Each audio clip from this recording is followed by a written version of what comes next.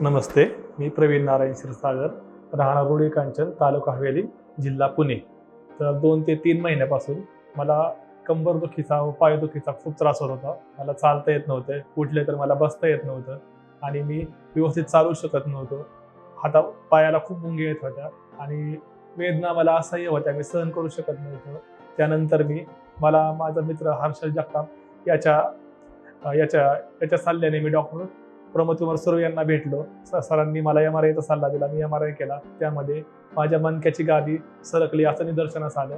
सरांनी मला ऑपरेशन करण्याचा सल्ला दिला. सरांचा सल्ला मानून मी ऑपरेशन केलं. माझं ऑपरेशन एकदम खूप चांगल्या रीतीने झालं आहे व सक्सेस झाले आहे. मला आता कुठल्याही प्रकारचा त्रास होत नाही. या ऑपरेशन नंतर मला चालताना, बसताना, उठताना कुठल्याही प्रकारचा त्रास होत नाही. माझ्या सर्व वेदना सर्व काही होत नाही. ऑपरेशन माझं एकदम व्यवस्थितरित्या चांगले झाले आहे. या पूर्ण प्रोसिजरमध्ये डॉक्टर साळुंखे यांनी पण मला खूप चांगलं सहकार्य केलं.